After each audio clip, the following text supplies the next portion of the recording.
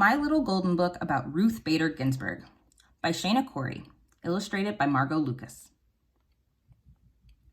Ruth Bader Ginsburg was a Supreme Court justice and a hero in the fight for women's rights. Ruth Bader was born in Brooklyn, New York in 1933. Her neighborhood was filled with people of many different backgrounds: Irish and Italian, Polish and Russian, Catholic and Jewish, like Ruth. Ruth roller skated and rode bikes and jumped rope. She went to school and took piano lessons and went to summer camp. She loved opera, and she loved to read. Ruth's mother took her to the library every Friday. Ruth liked to read about women and girls who had adventures and did things. Ruth wanted to do things too. Reading shaped my dreams, and more reading helped me make my dreams come true.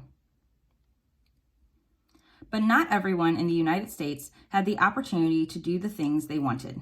People were often treated differently because of the color of their skin or their religion. Boys and girls were also treated differently. Families sometimes sent their sons to college, but not their daughters. In Ruth's school, girls had to learn to cook and sew, while boys were taught to build things. Ruth wished she could learn what the boys learned. When she grew up, Ruth would work to make things more equal for girls and boys. Ruth's parents hadn't gone to college, but her mother encouraged her to get a good education. Ruth's mom wanted her to grow up to be independent. She taught Ruth to stand up for her beliefs, but not to waste time being angry. Ruth worked hard and got good grades. When she graduated from high school, she won a scholarship to Cornell University. The other students were impressed with how smart Ruth was.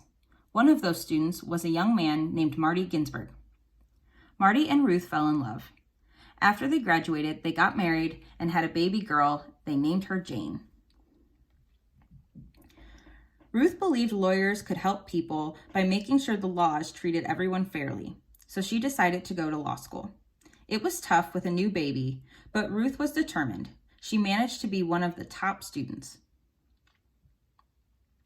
Even so, no one would hire her. Some law firms didn't want to hire Jewish people. Others didn't want to hire women. Ruth never forgot this. She spent her career fighting to make discrimination of all kinds illegal. Ruth decided to become a law professor. There were very few law professors in the United States who were women, but that didn't stop her. Ruth also co-founded the Women's Rights Project to fight for women's equality under the law, and Ruth and Marty welcomed a new baby, James, to their family. For the next several years, Ruth argued case after case to help expand women's equality. Some of the cases were presented to the highest court in the United States, the Supreme Court. Ruth argued that men and women should be treated the same by their employers, by the government, and by the law. And with each case that she won, the law moved one step closer to treating everyone equally. Real change happens one step at a time. Ruth spent decades in law school as a professor, and with the cases she argued, paving the way for women. She was known to be hardworking and fair.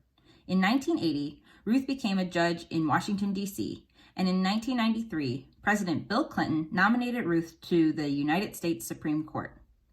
Ruth became the second woman and the first Jewish woman in the history of the U.S. Supreme Court justice. There are 9 justices on the Supreme Court. After lawyers present their arguments in a case, the justices take a vote. Sometimes most of the justices agreed with Ruth, but sometimes they didn't agree with her, and the Supreme Court ruled in a way that she thought was wrong. When that happened, Ruth remembered her mother's lessons.